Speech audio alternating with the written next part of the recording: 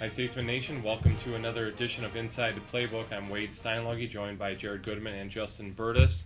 We're going to get right into it because we have a lot of games to talk about here. So, Jared, actually, you're going to start off. You got the the brunt of all of the information. So, rock and roll. Lot going on this past week in Penn Athletics, starting with the baseball team getting its 2020 campaign started. They went down to St. Louis to take on Harris-Stowe State. Coach Laird had mentioned that this team was a lot better than they were expecting. They could really hit the ball. Pitching wasn't quite there, but they took the first game by a score of 11-7. That game actually went 15 innings, and it was postponed from the day previous. Right. So not postponed, but it's suspended. Yes, suspended. Going into the next day. Going into the next day because of daylight restrictions. But took them a while to kind of get off the schneid a little bit. It took about 5 innings or so for them, the offense to really break open. And I was talking to a couple of guys, and they were saying, they had a guy that was throwing not very hard, didn't have a lot of velo, but he was really crafty, mixing it up, and kind of threw the guys for a loop a little bit, but they were able to adjust eventually, and they broke it open. Big hit in the 15th inning by Jameson. Hart, thank you. I was blanking right there for a second. Jameson Hart. Big grand slam, go-ahead grand slam, dead center, and apparently it was crushed. Left-handed hitter. He broke the game open. And then on the next game, they won 16-8. The bats really broke out. A pair of 3-run home runs. Adrian Garcia, Jared Hunt, both their first collegiate home runs. Really? I remember Hunt not having one last year. Okay. No, he didn't have one. He was doubles machine, singles machine, but didn't quite get over the hump. Good to see those two seniors, getting their moment there. And, had a little bit of trouble with the starting pitching, but Tyler Gregory came in and he went 5 innings in relief, starting 2 runs while striking out 6. Hart came in and closed it out in the 7th, and Statesmen had their second consecutive victory. And then moving on to Game 3, another game that was shortened by daylight, 5 innings, but the Statesmen pulled it out 5-1. Got a great pitching performance from Tanner Badir and Lionel Colon. Tanner Badir starting the first 3 innings, and then Lionel Colon, or LC, he finished the last 2 innings. They combined to go 5 innings, allowing only one earned run.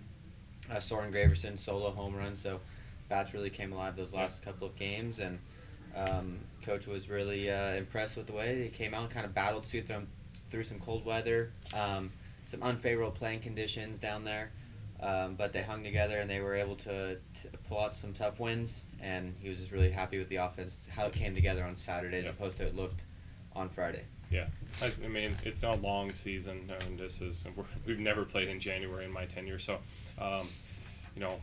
just nice to get out there and see who you are and figure out what you can do. So I think they're going to be more than ecstatic to get 3 wins right out of the gate. Yeah, and there was a couple hiccups. One coming out of the bullpen, one with the Game 2 starter, but there's no doubt in my mind that these guys will rebound and still working some things out. Like I said, it's only the first thing. Is a lot of times it's the first time probably pitching in some super cold weather like this. I mean, it was about the low 40s. Not easy, especially for a pitcher to go out there. Guys that are playing both sides, hitting and playing defense, tend to stay a little warmer. Not as much standing around, but good opening series for the Statesmen. Yeah, rather win ugly than lose ugly for sure. Might as well get the win. So keep going. And then on to basketball. We hosted Clark here. I believe it was last Thursday. Yeah. Feels like a week ago. It's a lot of basketball going on in the last few days, but they came out. Unfortunately, they took the loss.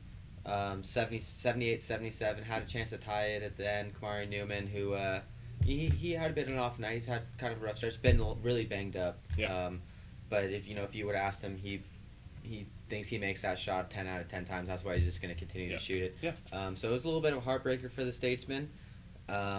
But Clark is a very, very, very much improved good team. Well, the number 2 in the league, so I mean, it was 1 versus 2. It was a really good battle. And it was a game and a half, I believe, going into that game. Now it was half a game. I don't know where they stand now. I haven't really checked. They just have 1 extra loss. So and then they lost on Saturday, so they're actually a game and a half back again. Yeah. So despite that, they did get some good performances. One being from Nate Gehring. He looked like he was about to take over the game down the stretch. Unfortunately, it just didn't come to fruition.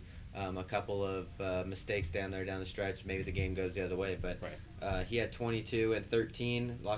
He notched a double-double. Kamari Newman, he ended up with 14, although wasn't the greatest shooting night for him. But hey, man, that guy's going to score. Yeah, but he got injured in that one. He did get injured, and like I said, he was. I don't know if he was banged up before that, but And then Dexter Hood, 12 points, and Q Cager with 10 points. The team split the boards 47-47. That's not something we're accustomed to seeing a team hang with us on the boards. So credit to Clark and they had a good game plan, came in, and they executed. And moving on, they went down to Evangel, and the Statesmen kind of let out some frustration there. Yeah, they needed to. That's a tough, longest road trip of the year, and we didn't know what we were going to get out of them 2 days later. I mean, after a really heart-wrenching loss, so it was good for them to bounce back. But first half came out, scored the first 5 points of the game, but they responded with a 6-point run of their own, and then we went on a 13-2 run, and from there we really just dominated. And huge game once again from Dexter Hood, 25 points, 8 of 14 shooting, grabbed another 10 rebounds, so he logged another double-double. These guys are just double-doubles machines, it seems. It's somebody, there's one or there's anywhere from three to four guys that are capable of getting a double-double night in and night out. Kevin Blaylock, speaking of double-doubles, he had 19 and 12. Eddie Daly provided great minutes off the bench, scored 20 points, and he was huge in the first half. I think he had 16 at halftime. Knocked down a couple 3-point shots. He was really in rhythm early. And then Brandon Faison, who got the start in place of Newman, moved over to the 2. He had 12 points and 6 assists and 5 rebounds, so really stuffed the stat sheet. And then Josh Watkins had 11 of his own in 18 minutes of play, which I didn't go back and check this, but I'm guessing was probably a season high for him. Yeah, it's huge for him to come off the bench like that. Yeah, and Coach Henry reiterates that this guy can go and he can get hot at any moment. Definitely. And he says this kid doesn't miss in practice, and he's really trying to find him some more minutes and get him some more confidence, get him more of a rhythm. Sure. They dominated the boards, more of what we're accustomed to seeing, 54-29. And then my only note on that one, Jared Peel came in for like 8 to 10 minutes at the end, in the middle of that second half, and he shut down their point guard, and that guy scored like nothing for, 10, 15 minutes when Peel came in and then when he came out too. So good work by him. Just another example of our depth, and just anybody could step in and be a hero, really. Yeah, and Jared Peel, another guy that Coach Henry is extremely on. He's just a freshman sitting behind a couple of guys, but a guy that he is really working to get him more minutes and work him in more, because he realizes, he's able to lock in defensively. And just another guy who's extremely smart at point guard, so, he's sitting behind the likes of Crusoe and Faison. But now that, there's kind of shifting and starting on, Peel's going to get those extra minutes down the stretch as opposed to those would have gone to Faison or Crusoe. And then they headed up last night to up Highway 163 to Grandview, to take on Grandview in Des Moines. Statesman pulled it out. The route was on early. Yeah, it was on early. It was 95-66 was the final.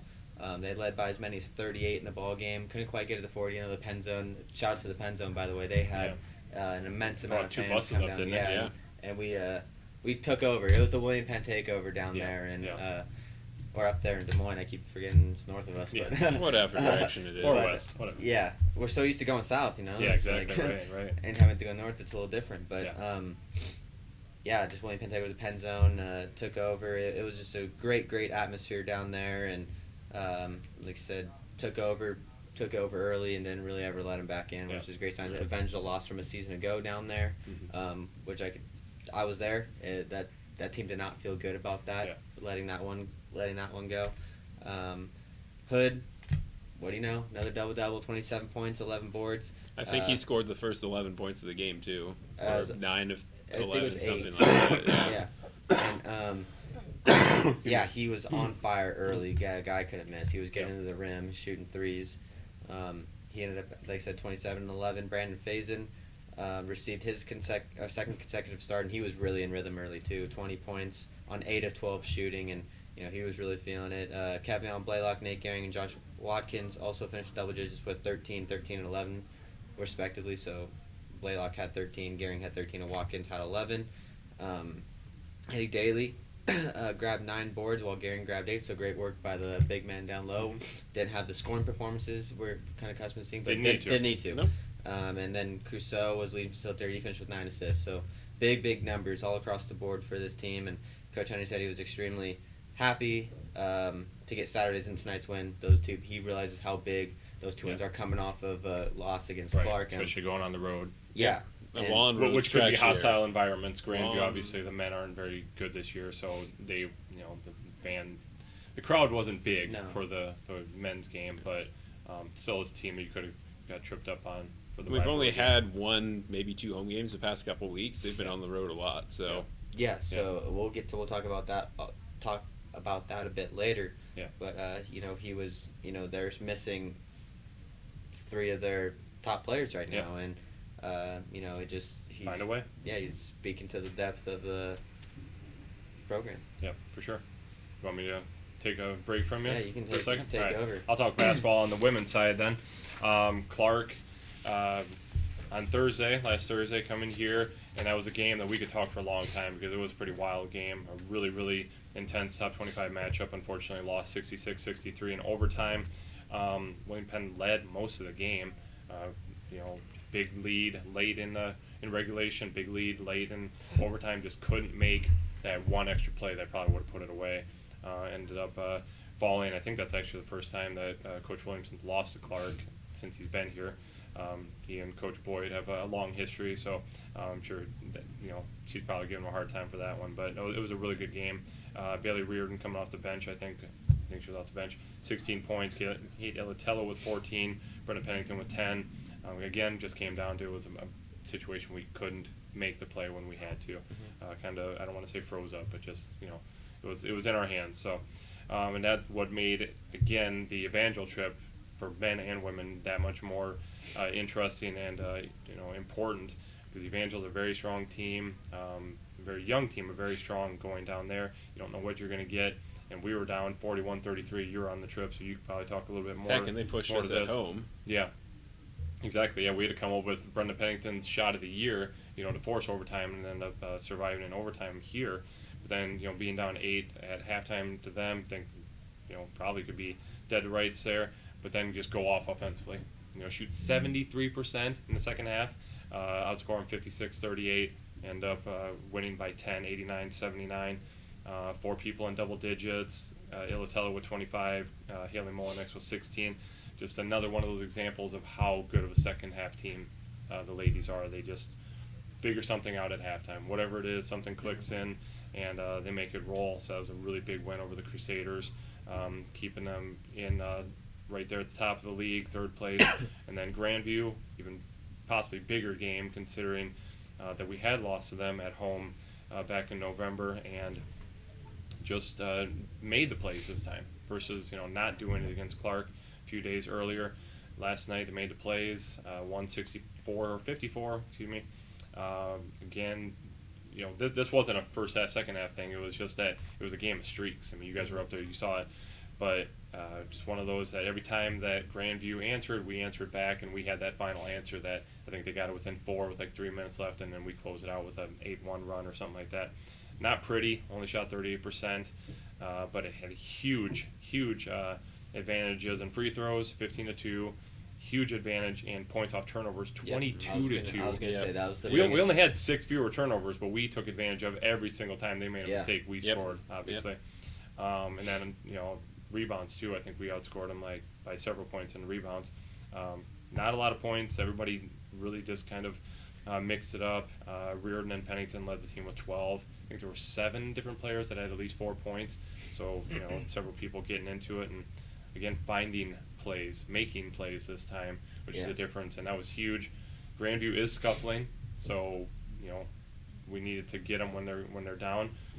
Tough place to play, rivalry game, but got the win, and so the home team couldn't pick up a win in the season series this year, so kind of interesting. But and definitely the turnovers played a huge part. It seemed like we were able to get turns, and our turnovers Especially really just came in transition. Yeah. I mean, we were able to force a lot of steals, and especially in the second quarter, I'd say that was that's when we had a 13-0 run that we were able to take the lead, and but again, they came right back, and then we came back, and they came back, and it was pretty wild. And so. part of the reason of the low score is that both teams just kind of got off to a dismal start. Right. 5 Yeah, minutes they of were no both points shooting just horribly. about, and Right. they were very bad from beyond the arc overall. I mean, they had more made, but in terms of attempts, they had more. I think they were 10 out of 31. Yeah. I mean, I don't think. Oh no, they're 10 out of 19.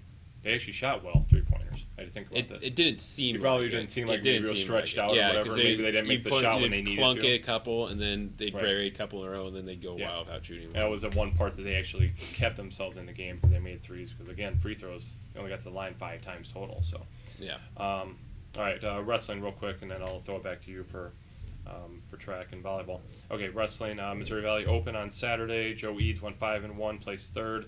Darko Pierre goes 5-2, he gets fifth. Nadello Charles Pierre also placed in the top 6. He was just 2-3, but got the wins when he needed to and was able to finish the top 6. So that'll be the last real big tournament that we have. And it's freshman sophomore one, I think, next weekend, something like that. And then Missouri Valley again. I think they've been down to Missouri Valley, down to Marshall 3 times at least this year. In the duel last night, and number 14 Missouri Valley fortunately pounded on us pretty good. It was 48-3.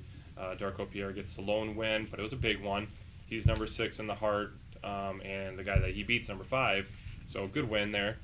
Joe Eads also took the number 4 guy in the nation at 149 pounds, took him to the wire, ended up losing 6-1, but that was a good match. And at the end, it was actually, I just caught the end of it. Must have been a pretty spirited contest because there was a really big push by the Missouri Valley guy at the end. He ended up losing a team point for him. So if they would happen to match up again at the conference tournament, it could be an interesting battle. So Joe was holding his own. Let's say that. Yeah, he so. did that against Grandview. Against the He's top getting guy in under the people's nation. skin. He's Yeah, really right there. he's doing all right. So Yeah. anyhow, so the men are off this weekend, but we'll talk about them when we come back. So go ahead. Yeah, men's volleyball. History, first win, program history. Shout out to head coach Luke Bentley and his staff. They beat Dort for the first win in program history. So just another first for this team. Dort was 2-0 coming in, so they're a very, very good team. Or not very, very. We don't know how good they are, but they're quality. Yeah, Statesmen out hit them 169 to 0.041. Yep. So yeah, good win for them. Ike Papes led the charge, 16 kills and hit 220. So much improved efficiency for him. Eli Hero, he was the most efficient performer. He had a 444 clip, 9 kills, and Jordan Woods getting his first action of the season. He really came alive and really earned some playing time. I thought he looked good. Finished with 7 kills. C.J. Reddick led the way with 14 digs. Carlos Garcia was right behind him in 13. Pedro Maciel 11. So really good work by the DSs in the back line. And then the two-setter combo of Helmick and Muff, they combined for 25 with 18 and 17 respectively. Coach Bentley obviously very, very emotional. Everybody saw the video. He was stoked, and rightfully so. I mean, he's worked a long time at this, and this team's really come a long way over the past since the beginning of the season, and but unfortunately they had to go back and they had to turn around and play the number 1 ranked team in the nation at the time, Grandview, and Grandview, as as they're supposed to, came in, took care of business, and didn't have the greatest hitting performance from the Statesmen, but I thought they really hung with them. I mean, especially the first set. Yeah, first set, and we actually had a lead in the third. Yep. It was early in the third. It was 7-5, I believe, before Grandview finally put us away. But yeah, the second set was really the one that the clunker. the clunker. Close, So we got swept by them, but this team showed a lot for a bunch of freshmen going up against some juniors and seniors and top ranked players in the country and top ranked team. Yeah. They have likes of Felix Chapman, who is the reigning national player of the year, I believe. I think so. Yeah. So, they just got to take it, and now they've seen what the top of the top looks like, and you just got to take that. You got to absorb everything you took in right there, and now you got to know what you got to do to get to that point. So it's good for these freshmen to see a team like that and really take it all in. And then over finally track and field, they went to the Grinnell Invite and then won. Took first place. Women took 4th. So women performed well as well. I mean, this is a little bit bigger of a meet than we have had in the past couple of weeks. Yep. A lot of top 10 finishes, a lot of top 5 finishes on both sides. Coach Friesen overall was very, very pleased. They performed well. Yeah. Highlight a couple of the wins. I'm sorry. I don't want you to go through everybody sorry. because there's a lot here. There's a lot here, and congrats to all of them because everybody take us they did 10 really minutes well. to get through. They took all top 3 places in the 60. Joel Brown, Sage Erisman, Zach Jackson Richardson, 400. The 400 wasn't as strong, but Percy Burton finished 7th in a time of 55.71 seconds. Lubert Dagren took the gold in the 60-meter hurdles at 8.83 seconds, and Fenelati took the silver at 8.97 seconds. So those, two, the 60-yard dash and the 60-meter hurdles really were big for us. A lot of points there. And then I'm trying to just go through all these. There's so many. Yeah. Alade took the gold in the high jump. Mm-hmm. He really jumped well. Arisman finished second in the shot put, so another good performance by him. Malik Williams took second in the weight throw, so the throws also Statesman very strong in. And then the women, Carl Laser Spikes took the gold in the 60-meter dash. Had a couple, other top 10 finishes. Shania Newby in the 400 took the silver. And Williams placed fourth. Raven Williams, that is, placed fourth in the 400 as well. Michaela Kamek took the gold in the 800 meter.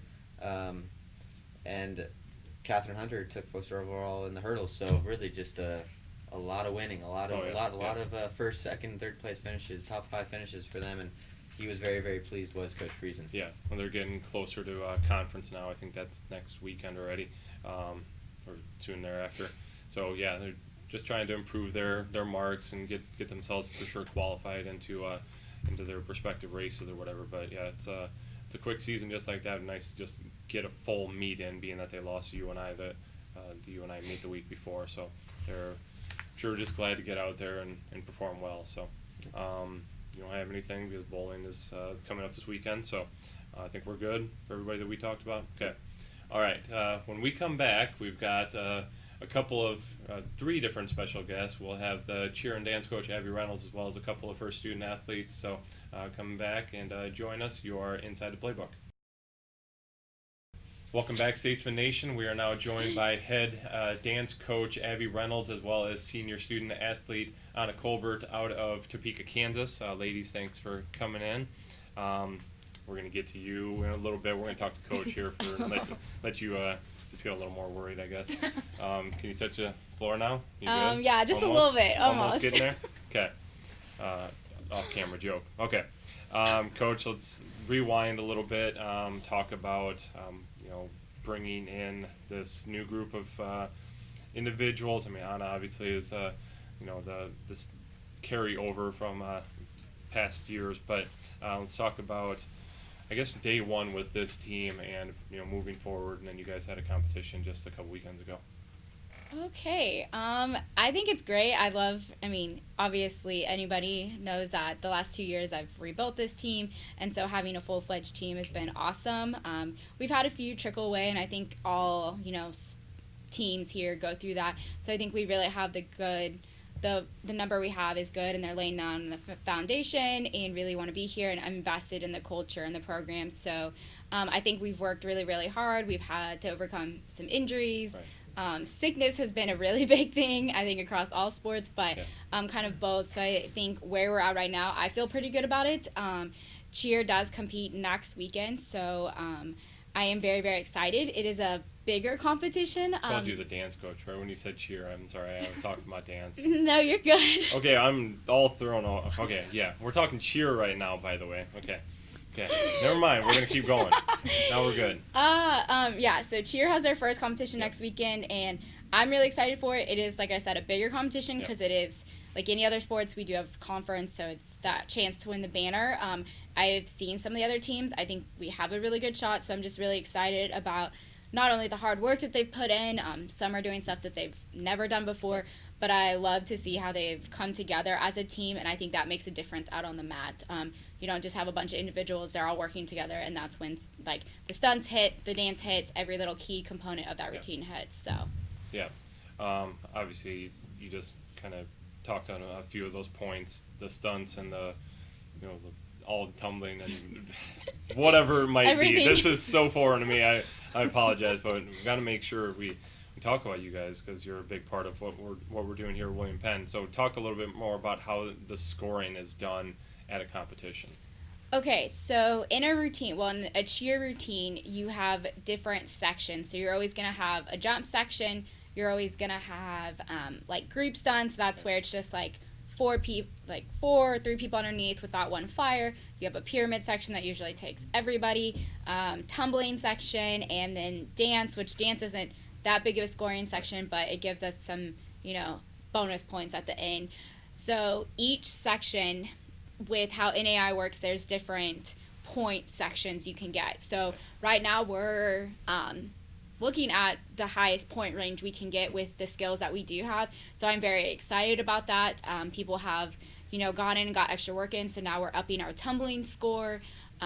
We are, we're very clean. So that's another good score. But all the ranges that we have, we're in the top, range. So I think that's really good for us going into our first competition, and we look and be like, okay, this is where we're at. And then what do we need to fix or look at for the next point or next competition? But where we're sitting at right now is really, really good. And like I said, the more tumbling we have, a really good jump section. The dance is very, very clean. That's just adding into other ranges that are on that score sheet. Not going to lie to you, it's very complicated, so I'm giving you the very simple version I was like, of it. I don't understand it, so she just needs to go half my into it. athletes don't understand it, so. Yeah. just do what I'm telling you, right? Yeah. Exactly. Okay, thank you for the little bit of clarification there. Anna, we'll talk to you for a second here. All right, back it way up now. Okay. Let's assume you are a dancer as well. Have you ever danced? I did. Outside of the club, type thing. No. Like that? I did state with them last year. That was the only Okay. thing I've done other than that, cheering my whole life. So. Okay. All right. So back it up. When did you start cheering? And I guess what was the? When did you realize this is what I want to do collegiately? Well, I've possibly? cheered on and off since I was 3. Okay. So I've been cheering my whole life. My mom kind of got me into it because she was a cheerleader, so it was just a whole thing that I'd done. I've done gymnastics and everything my whole life, but then I tore my MCL, so I stopped that. But yeah, cheering my whole life. Okay, gotcha. Talk about being a senior on, which is a pretty young team. Oh yeah. Having to be, I guess the second mom, third mom. Let's go with that, She can because be you'd the be first the mom. second mom, and for these young ladies and guys. So where's your leadership role?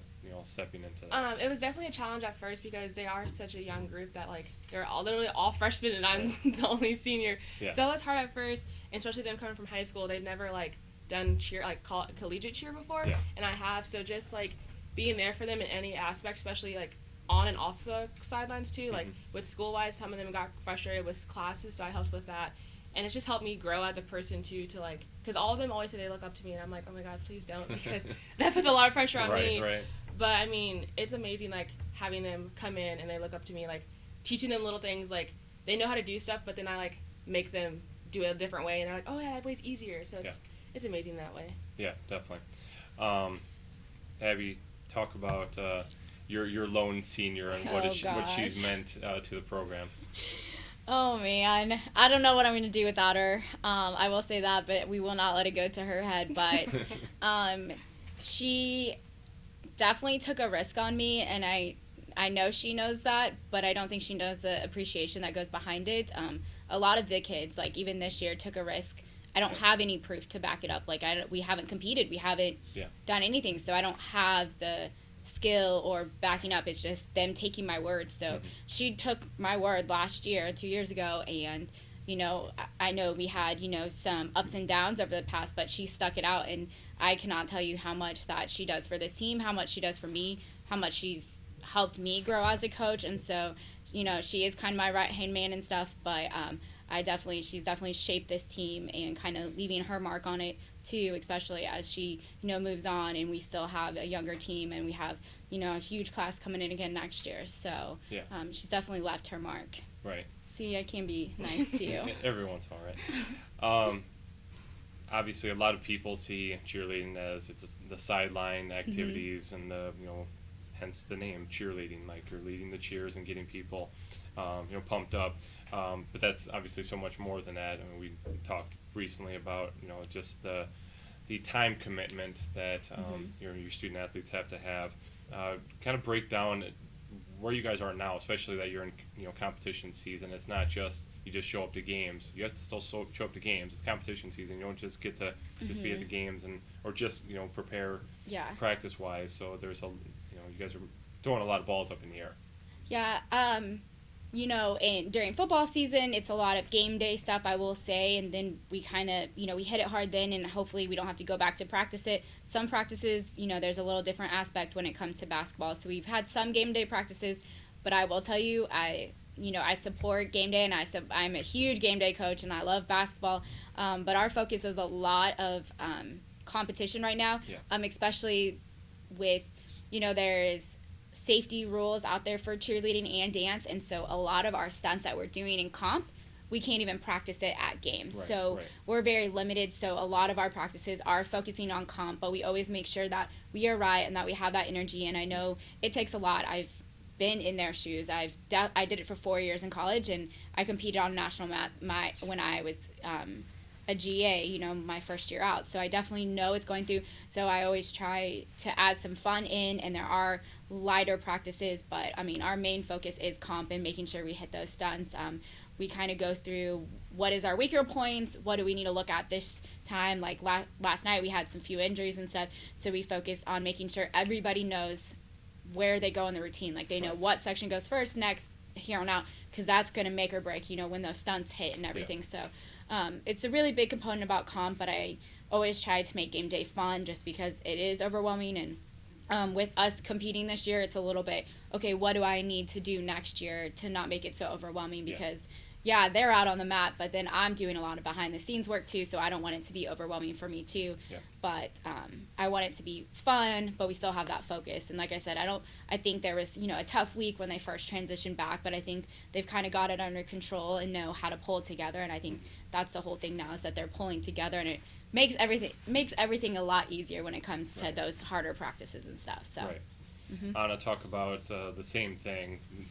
Having to juggle, being the sideline cheerleader as well as going in comp. You're a senior as well, so I'm sure it doesn't happen for you, but senioritis does kick in every once in a while. So it's tough to push yourself at a high level when you're like, oh, I'm so close to graduating, and you're the only one in that boat. So it's a little bit different situation for you. It is very hard to juggle at times because going to game day and comp and also being a student, it does get overwhelming because basically every day you have something to do, and all you want to do is sleep. But I mean, for me, it makes me better. It makes me stay organized too. It makes me know what to do. And honestly, I like the pressure. It makes me compete better, so it doesn't really bother me as much. I know some of the younger kids, they're having trouble sometimes with homework and everything, so they just lean on me a little more. But I think we're all okay. We all just get frustrated. I mean, that's with every sport. Oh, yeah. We all just get frustrated, but I mean, at the end of the day, we come out and we're all ready to compete. We're all ready to win. Yeah, definitely. All right, Coach, one more question for you, and then we'll finish up with Anna. Expectations for the rest of the year. I mean, you've got next weekend? Yep. Next weekend you have Cheer your competes conference. the next three. Well, they compete next weekend, the weekend after, and the weekend after that. All right. So expectations. I mean, obviously, you still haven't even competed yet because of the injuries and such you had a couple weeks ago. So, just what are you hoping to see? My big thing is, and I always stress this to them. Yeah, every coach wants to win, but winning in the sense is a little bit different in cheer. It's not like points with basketball. So as long as they go out there and put everything on the mat, whether it all hits, I can tell you that every competition I've watched in what we're going into, no team has hit everything. So I think we're sitting at a really good place. So my expectations for next weekend is just to get out on the mat. We do have a very young team, so you don't know how it's going to be until they get on the mat, and then from then on out is we get our scores, and there's things that we can fix. Like, I know already what range we're in, but then there's difficulty scores, there's cleans, being clean, and all these different other components that's based on what the judges say. So going after this next meet, regrouping and saying, okay, what are some things that we can look at and fix for the next two? And, my thing is our score raising each competition. That is winning to me. And it is very subjective of who gets to go to nationals. Even if you don't win your regionals, you can still go to nationals. And I think we do have a really good shot. So it's kind of just, I want to see their scores increase, and that the stuff that we see from the first meet, okay, we go back and fix for that second one and keep continually growing, because that's only going to make us not prepared for all these competitions, but better prepared for next year, especially knowing what we're going into. I mean, I have competed in AIA. I competed it when I went to college, but it's a lot different now. So this is even newer to me. So going out there and just putting it on the mat is going to be my highest expectation in increasing those scores. So. Sure. Okay. All right. Well, you're old now, so yeah, it's totally different than when It you is. competed, right? Yeah, I just exactly. competed once, and I went NCAA. It was real easy. Yeah. All right, Anna. You picked out some 4 numbers, which correlate to some questions here on the list. So we'll see what you picked. Okay. All right, ready to go? This is the Yeah. Furious 4, so you can thank Jared for the not so much the questions, but at least the name there. So okay. All right, number 2. Why'd you choose William Penn? Well, actually, at first I was gonna go to a different college, but Coach came to my regionals, and we set up a visit and everything, and just the atmosphere she brought and what she offered and everything was something that me and my mom honestly liked. And I've never been to Iowa, so I was like, well, let's just try. I was like, let's just try it. And I was like, it's right there.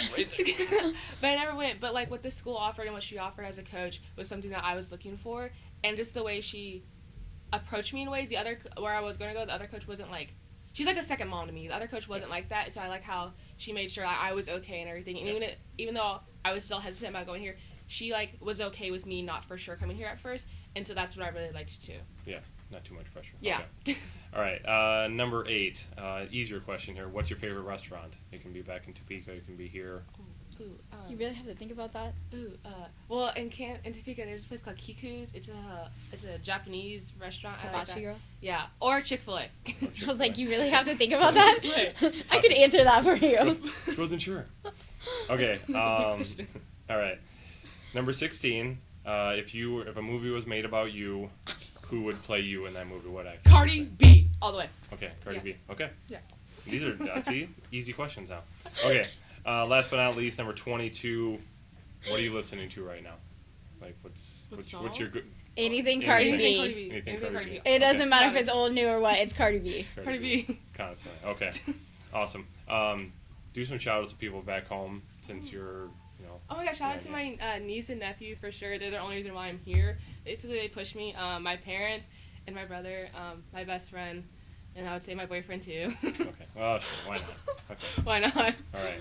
Well, thank you, ladies, so much. This time I'll get it right. Our cheer coach, Abby Reynolds, as well as senior student athlete Anna Colbert out of Topeka, Kansas. Best of luck the rest of your ladies. Thanks. Thank you. When we come back, we'll switch Anna out with a dancer. So we will be back in a minute. Welcome back, Statesman Nation. Once again, we are joined by cheer and dance coach Abby Reynolds, as well as now freshman dancer Hannah Kellner out of Eddyville, Iowa. Sorry, I was going to say Illinois or something. Appreciate you ladies coming in for a few minutes. We're ready to roll. We're all feeling goofy, so it's just going to do it. Take 2. Yeah, exactly. I was trying to not tell those people that we had to take 2. Oh, it's fine. It would Too be late. even better. Already happened. Okay. Already talked about the cheer squad. So let's talk about the dance squad. Day 1, young team, all new faces. Let's break down what we got going on this year on the dance team. I think we've had a lot of positive things happen from football. I think we have a group of really talented dancers, so I know the numbers are a little bit smaller than cheer, and I know people see that, but we have talent on that team, and I'm very excited for them. I love, we've had some hiccups along the way with competition, but I don't think that is hindering us at all. I think the ones that are competing have really pulled it together, have grouped up, and are showcasing what is to come. Like I kind of said with the cheer, we're leaving our mark, and that's the biggest thing, especially in the dance world. It's a little bit harder to recruit sometimes for dance, and so getting out there, showcasing, even with a young team, we have our first competition on our belt. They did really, really well. They're, they're going to be their second and third, so they kind of know what the atmosphere is now. So we'll be even better the next few times, and even better next year and the year after, because we're getting out there and exposing what we can do here. And since, dance and cheer hasn't competed in I don't know how many years, but a few years since I've been here. So it's really nice just to get out on that floor and kind of tell our competition, we're here and we're coming. Right. So right. Definitely. Let's recap that first competition. You guys are up at the Mount Mercy Mustang Classic 2 weekends ago, and at least the dancers had an opportunity to get on the floor, and you got to see who they are and what you need to work on, and what the competition is going to be like. So yeah, recap a little bit. I think there was a lot of jitters. So with dance, it's you have so many different categories. It's hard to explain to anybody. Yeah. But we have certain things we have to meet. So we have a team turn, a team leap, and then a team turning sequence, which is basically like 2 8 counts of just turning and turning and turning. Right. So with those, there's ranges of points you want to get in. We're at the highest range for those. So we're going to get those points. And yeah, it can be, 4, it's the 4 to 5. So you can get a 4.3 or 4.5. So we're also trying to up those scores a little bit. We got like 4 to 4.2. The rest are very subjective scores. So you're looking at that performance impression. That's the energy. That's the dynamic they bring. You have music, you have uniformity of, they all have to hit this way on this count. So those are things where we got average scores that definitely we can build upon for the next 2 competitions. We've definitely talked about it, and I think it's going to come along perfectly. So that competition, I think it was great. They got on the floor. They knew maybe their weaker spots now, their stronger suits, and then we can put it all together to keep, building among that momentum that we have. So. Right. Like you said, that there's some subjectivity in there where, like, maybe, you feel like you're exuding confidence and, energy and all of that, but maybe the judge doesn't see it that way or something, or again, maybe they don't like the music choice that you had, and it's in their mind it's just not flowing. It's not what they would have picked or whatever, and maybe you get docked on that. So I mean, you said before, it's kind of random. Some days you do the exact same thing, and it feels like you should have the exact same score, and just depending on what the officials are. So, okay, Hannah, let's talk about you for a little bit. Yes. You've had a very interesting last 6 months, being named Iowa State Fair Queen. So, talk about the last 6 months with that, and being a brand new college student, and obviously having, not just being a student, but being a student athlete, and having to do dance, and being not just a sideline dancer, but obviously also a competitive dancer. So, kind of, how have you been juggling all of that? Yeah, so obviously it's just a great opportunity having all of it, being a full-time student and being an athlete as well as working and being queen. Yep. It's just a really good opportunity, but there are days where it can be really stressful, like how am I going to get this done? Right now it is kind of off season for queen, which is kind of nice because it's our go time for dance. But there are just days where it's take it day by day, hour by hour, and know that it'll all work out. Yeah. Being that I'm sure you're the queen, so you've got it all figured out. Your life is 100% A-okay and everything like that. Not even close. I mean, but from the outside, they're like, oh, she's got it. She's got it figured out. So how much, even though you're a freshman, just like the rest of your teammates, almost everybody, I shouldn't say everybody's a freshman, but almost everybody, that they maybe are looking at you in a different light, saying, you know what, Hannah can help me out with this because she's got her head on straight. Not to say that the rest of them don't, but that you could be a little bit more of a leader because of some things that you've gone through or experienced or whatever. Yeah. So has that been the case? I guess. I think in some aspects, but I try being just as real as I can with them. That hey, I don't have it all figured out. I'm learning day by day. We all have our ups and downs where one day you're on the mountaintop and the next you're in the valley. And so I do try displaying that to all of them, that hey, on the outside it does look like everything is set in stone and great, but it's really not. I do think they come to me a lot for advice just because I do have a lot on my plate, and I've been through a lot of different opportunities and obstacles that I've gone through to kind of show them like, hey, it will work out, just kind of do it. You just got to be that duck that's calm on top of the water and the feet are going like crazy underneath, right? Talk about the first competition. Obviously, not your first time ever dancing or anything, but at the collegiate level, obviously different expectations, etc. So, what did you personally learn from, and talk on the student athlete side of everything? Yeah. So overall, it was just a great day. Yeah. Since we are, a younger team, we haven't been on the floor, so I think it was really good, just not performing for the home crowd, but also for judges and other people. We did really well at state, and so it was nice to come out at an NAIA level and really perform.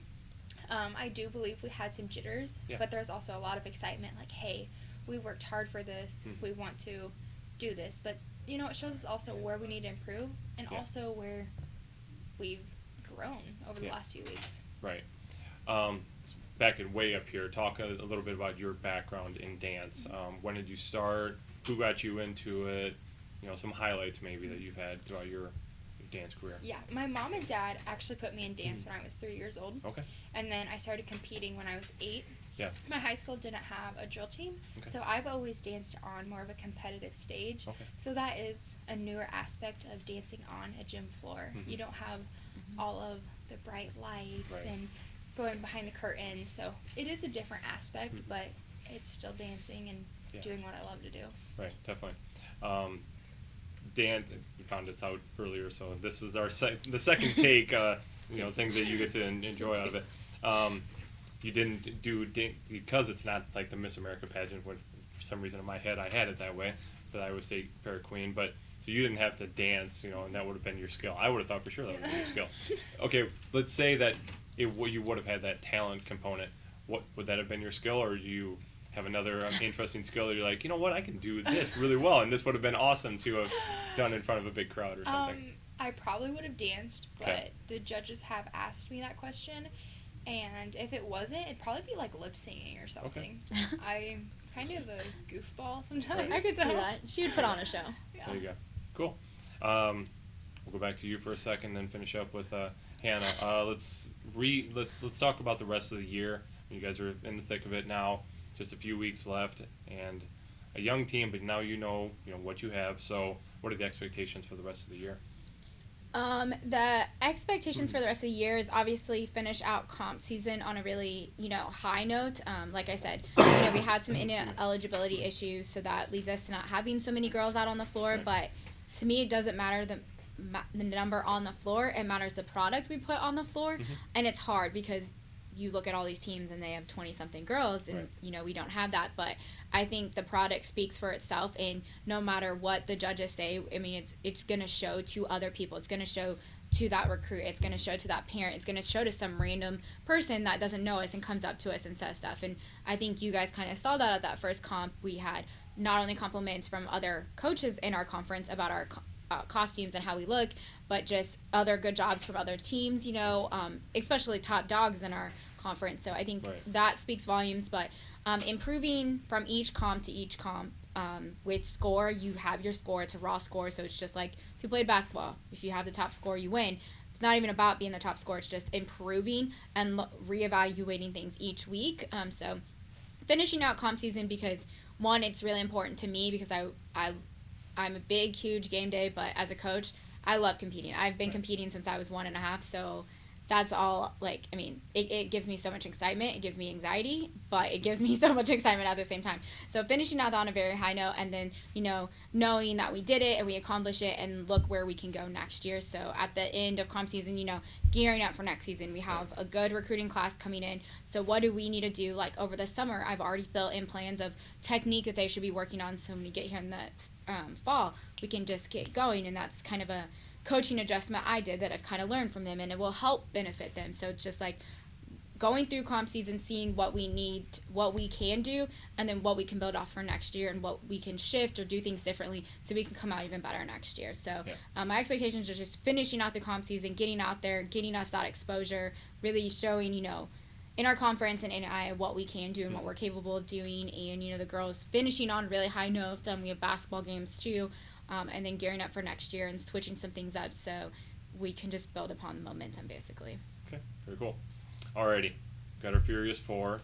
Sweet. I do have to change one up because I honestly don't remember what the other number was, so we're going to have something different. So again, the nice things of screwing up the first time, you get to redo it. So you do have 4 questions, or numbers that you picked. You didn't know what they correlated to. I don't remember going to the second page, so I'm pretty sure they are on the front. I just don't remember what the 4th one was. So, anyway. Number 1, what is your nickname? At home, it's Han. Yep. Okay. Have Queenie. Yeah. But also at practice and throughout our team, it's Hannah Beast. Hannah Beast. Gotcha.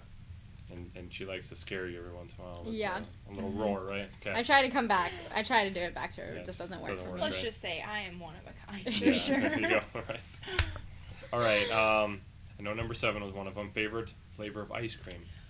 Definitely strawberry, but you have to have like the real strawberries in it. And Yeah, then what is yeah. the other thing? Oh yes, Yeah, that's what you guys frosty talked about. udder, Frosty Udder home is- style ice okay, cream right, okay. with twinkles on it. With twinkles. Yes. And you have to, again, explain what twinkles Yeah, are. so because- twinkles are like sprinkles with like little nuts, Okay. and I don't they're think I just can. amazing. I don't think I can have it, It's like a party in your mouth. but I'm allergic to nuts. Some nuts. Okay, well then you're not having Well, then you're twinkles missing You out. will just have sprinkles. Oh! It's gonna be a rough life. I'll just sing Maybe Twinkle. it's worth it. Maybe, you know, what if you... I'll sing Twinkle blow and up- Twinkle Little Star to you. There you go. No, you won't. Okay, well, Please speaking don't. of music, number 22, what are you listening to right now? What's your, like, most played song? Or most Well, played genre? or really, it's artist? anything country. Okay. Right now, Chase Rice just came out with a new album, so Sweet. Okay. I've been jamming to that. What's your favorite song at practice? Oh, Dancing in the Dark. Have you ever heard that one? It's You by. probably Are we have. talking like Dancing in the Dark like it's an old song, isn't it? No. It's I from don't a know what I'm movie. thinking of. like a cartoon movie. Yeah, it's from a Disney movie. Okay, well, we talk Which off. first off we don't makes have to it bother better. everybody with Dancing in the Dark. We can talk about it. You'll off see it camera, this but- weekend. Come out to the little kids clinic. You'll Okay. see it this All right, weekend. very cool. Okay, and then because I couldn't think of what the fourth one was, I'm just going to ask you this one. Because again, we talked about it first time. So, what are your hobbies outside of dance? Probably we answered this question at dance the other day. Just trying Yes. to get to know each other a lot more and Yeah. build that team chemistry so that we can work together as a Yeah. team on the court when we're performing. But probably the most Iowan thing that I could have said Yes. was jamming out in my car. Gravel. You know, of course, driving. Gravel I'm travel. not just Yeah. sitting in the parking Yeah, lot. right, just Such sitting an there. Iowa thing. Just literally sitting there, just walking around. Yeah. Yep. Where's Hannah at? She's just in her car, just She's listening to jamming, music. yep. 'Cause, yeah, Just Very on cool. a road trip somewhere. there you go. Awesome. Well, once again, cheer and dance coach Abby Reynolds, as well as freshman dancer Hannah Kellner out of Eddyville, Iowa. Thank you, ladies, so much. Thank you so much for coming in a second time. Very much appreciate it. I think Thank this one you. was even better. Even Yeah. better. If we put them together, they would have been amazing. So when we come back, we will be previewing next week's games. You're inside the playbook. Nation, we got a whole bunch of games coming up this next week, so we're going to get right into it and close out the show. All right, Jared, if you want to start, I guess. I'll just you got start the run of it. Yeah, I'll just start with track and field. They're going to participate in the Northwest Missouri State Bearcat Open.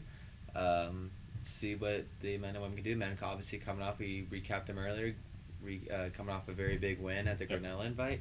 See if they can keep it going. Perhaps get some more national qualifiers, some more PRs, all that good stuff. Right. Sage, of course, been doing his thing in the throws. Fenelade coming alive in the high jump. The hurdles really did impress me. Let's see if they can keep building off of that Yep. on the women's side. Shelby Williams, Landon Van Arsdale, coming off a couple of good performances as well. And see if Carlasia Spikes, Kayla Music, and Shania Newby can keep it going in the 60s and the shorter distance sprints. We'll see what they Yeah, have. a lot in of store. people to talk about. A lot of people have an Yeah. opportunity to do stuff, so we'll see. Yeah, but then baseball, they're going to College of the Ozarks in Point Lookout, Missouri. It's the College of the Ozarks, the Bobcats, I believe they are Yes. there. It's their opening weekend of games, so they're going to go down there, play 4 games. Hopefully get them in. I haven't heard anything, but I saw that somebody was talking about that they were going to have weather down there this weekend, so. Yeah, as far as I know, they're planning Yeah, on still going I down. haven't They're heard leaving, anything, they're so, leaving yeah. today, so let's see what they can do. Statesmen, of course, 3-0 on the season. This would be a good test for them. I think they'll be a little better than who did this play? I'm blanking right now. I sorry. know I'm thinking too. Harris-Stowe State. Harris-Stowe sorry. State, yes. So yeah, let's see.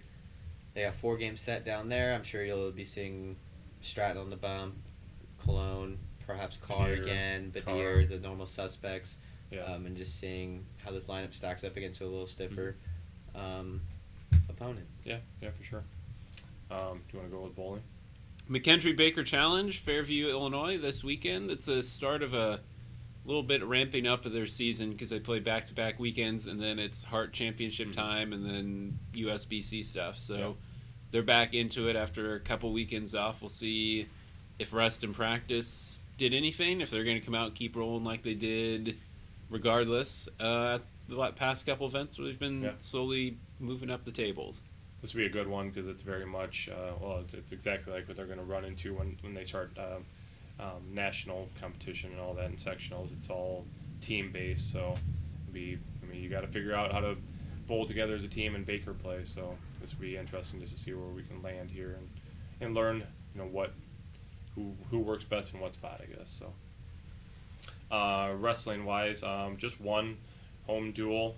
Hannibal LaGrange coming into town on Monday. It's the final home duel of the year, senior night and all of that stuff. So hopefully a lot of you in the fans can come out and cheer them on one last time at home this year and see if we can pick up a W to end out the home schedule. So you want to do volleyball and then we can end with basketball? Yeah, men's volleyball, they're hosting a quadrangular for those Quadrangular. at home that don't know what a quadrangular is. Just a four-team little mini round robin. It's not Round really a robin. tournament or anything, No, but everybody yeah, plays round everybody, and Yep.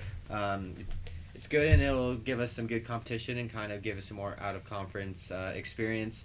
On Friday, the men take on Viterbo at 5 o'clock. The Viterbo is 3-5 on the season. They do have a win over Dort, who we also won, so should be a little better test there. And on Saturday, they'll play Jamestown beginning at 9 a.m. Jamestown 2-0. They have wins over Dort and Viterbo, so Right. as soon as we play Viterbo, we'll have a little better feel for where Jamestown Yep. is at. And then Indiana Tech at 3 p.m. on Saturday. They're 4-6. They have a win over Judson, so another decent program right there. Yeah. Indiana Tech. That rounds out the quadrangular, and then on Tuesday they'll return to Hart play Mount Mercy 2-2. They're 2-2 in the Hart as well, so those 4 games just all in the Hart play. They recently took a win in straight sets over Culver Stockton, and let's see what the men can continue to do here in the first season. Don't really know too much yet. I mean, we've seen a lot of up, we've seen some down, Right. so we're still kind of feeling it out, seeing where they're at, skill wise, and what this team's really gonna shape up to be. Yeah, it'll be a fun atmosphere. I'm sure the whole weekend we got basketball obviously going on in the gym, and we'll have volleyball going on on Saturday. So it's gonna be a busy place here on Saturday for sure. So speaking of that, I'll go up to Missouri Valley on Saturday. Excuse me, talking about Missouri Valley on Saturday. Women's basketball defeated the Vikings 77-52 back in November. Another one of those second half games there for the women. They were down by 1 at half, ended up blowing them out 46-20 in the second half to get the win. So looking for the season sweep there. And then Culver Stockton, hoping to not get swept in the season series. Culver Stockton coming to town here on Wednesday and lost 79-72 the first time. And Culver Stockton's flying high. They're a 9-game winning streak. They are by far the hottest team in the conference right now. They had a huge third quarter that helped them get past us down there last time. And, it's going to be a huge game. I'm not going to say Culver Stockton's the best team, but they're playing as the best team right now. And, we're going to have to figure it out and hopefully get 2 more wins and get even closer to possibly securing a national tournament bid. So. Yeah, and then on the other side, Missouri men take on Missouri Valley on Saturday, as well as who did you say? Culver Stockton. Culver Stockton, yeah, sorry. I forgot to write it down here. But Saturday, Missouri Valley. Missouri Valley's 13-10, 10 in the hard, decent team, tough team. We did go down to Marshall and we smoked them 107-86. Kamari Newman had 25 points. I believe they'll be without the services of Kamari again on Saturday. I think they were aiming for mid next week for him and Ahmad to return, but we might see. You don't want to rush him him progress. back. We're in a position where, we've got a little game and a half lead there, but overall, we're not worried about not making nationals or anything like that. Yeah, so that's where you want to play the best. So. Yeah, so a team that we should beat, but it's going to be a tough matchup. It'll be a good battle. They always play us well, it seems. So. They're very athletic. They've always been a very athletic team. Yeah, and then Wednesday, you mentioned it, Culver Stockton, 7:30 in the Penn Gymnasium, 92-81 in the first matchup. Newman and Hood each had 20 in the first meeting. I believe that was the opening. Was that no, or was it Mid-Am? It would have been, that was somewhere else. Yeah, Mid-America was the... Oh, yeah, so... we took care of them against it, but we really didn't play all that great. No, I think they're the worst team in the conference. They did. Yes, they scored like 30. We were beating. We just couldn't put the nail in the coffin. They ended up scoring like 14 or 15 going straight on a run late or something to make it close, and we ended up pulling it out. So look for them to bring their best. Yep. So, like I said, ladies and gentlemen, lots going on here with baseball. Fully into their second week. We'll be talking about softball next week, lacrosse the week after that. So we are just rolling here, and everything we will have everything for you. StatesmenAthletics.com. So for Jared Goodman, Justin Burtis, I'm Wade Steinloggy. Until next time, go Statesmen. And, go Statesmen. Peace. We're finishing that.